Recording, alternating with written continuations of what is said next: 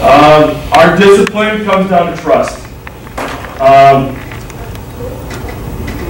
Player to coach, coach to player. That player may trust me completely, but if I can't trust him completely, it's not going to work.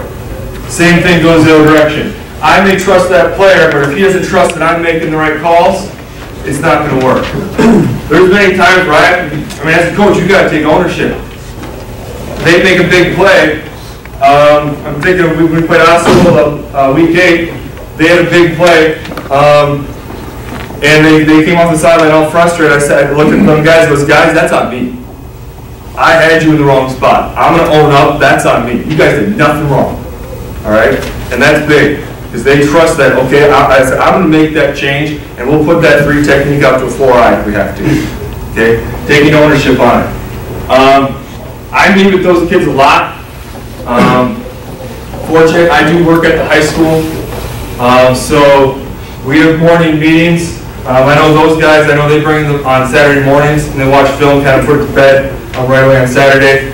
I usually meet with the defensive guys on Monday morning. Easiest way to get them there, tell them you're going to bring some donuts. You'll be surprised how fast they show up. During practice time, and it's just not talking about football. I want to get to know them. Okay, how's your classes going?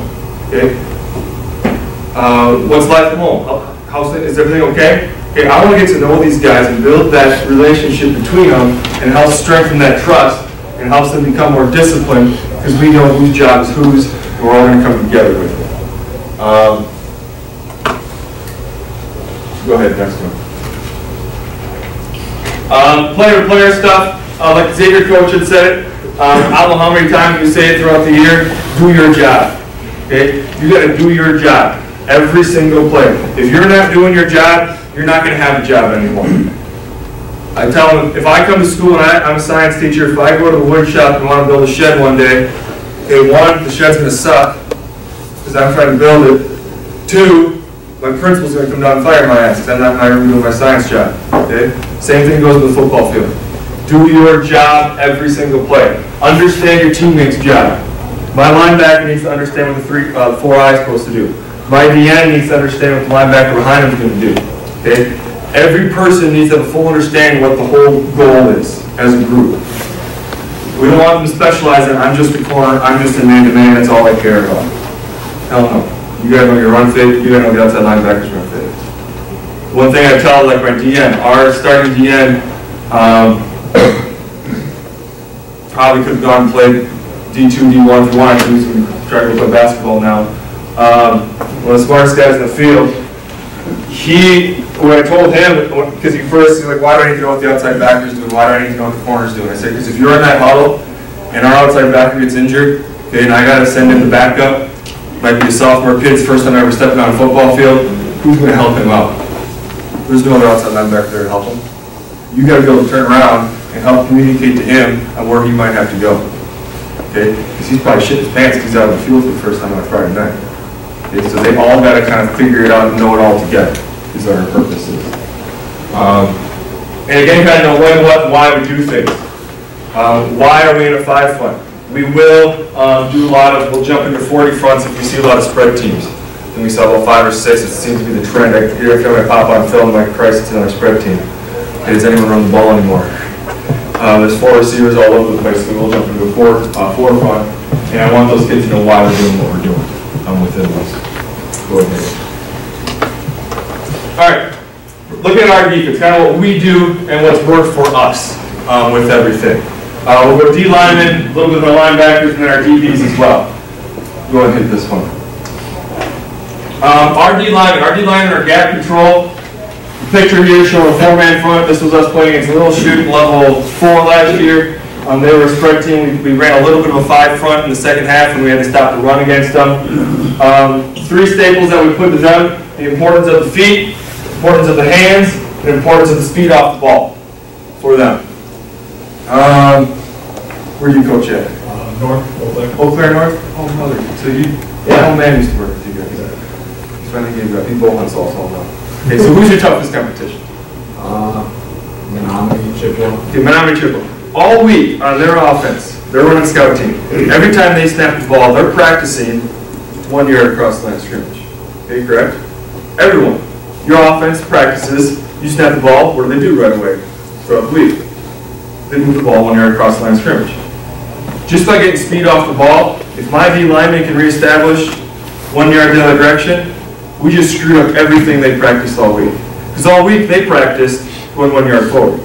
You get them going 1 yard back, you instantly screw everything that they did practice timing-wise. Okay? Because now they're doing something that they didn't do all week. Our line never practices, okay, this play, guys, I want you to take a step back 1 yard. All right? I don't think we pass pro ever. Okay? So we really work on that. This is what the importance of the feet when we picked up a couple years ago watching film. We see a decent amount of option teams and a decent amount of trap stuff. Our D linemen, D ends, which are stand up, our TNT, our tackle, nose tackle, whichever side of the ball they are, we emphasize that your inside foot has to be forward. Okay, so D ends, right side of the ball, left foot must be forward. If you're a tackle in a 3 or a 4-eye, your left foot must be forward. Same thing on the other side. Projector's ball. I'm over here on this side. My right foot has to be forward. Here was the reason for that. Obviously, his first step is going to be back foot coming forward. Okay? If he's unblocked, all right, so he knows he's either getting trapped or he's going to have to close on the fullback. He must pivot on that foot instantly and automatically close. Okay? So it's a one step. I'm across the line, I'm unblocked, I'm redirecting and closing. If he switches his feet, okay, now I step right, how the hell am I going to go that way? I got to take another step, and then I got to go. I gave myself a bonus step. It's all about time. Do I take 2 steps or 1 step? What's faster? All right? Chris Madison's in the wrong stance. Go figure. Okay? Dr. J with his club had 2 pins put in his finger. He's actually in the right spot. I wish you guys could all have a conversation with Dr. J. No. Dr. J broke his finger against Osceola, right? Had surgery on Monday, right? Had 3 pins put in. Okay. Didn't practice Tuesday, leading up to 12-4. Practiced Wednesday, I think. Wednesday after practice, we're like, hey, Dr. J, how's the finger feel? Oh, it feels like I got some pins through it. You do, Dr. J. You got 3 of them through your finger. Okay? A college recruiter even called me the other day. He goes, a good buddy of mine from college goes, we just had Dr. J in our office. Is he? Yeah. That's Dr. J. Okay, we just wanted to make sure. He'll play his ass off for you, but him's a different dude. Okay? Hands, again, Doc's got it good. We want those hands out in front, okay? Chris, again, we got to kick him in the ass. We want to see that left hand out in front. Because where's it got to go anyway to engage the lineman?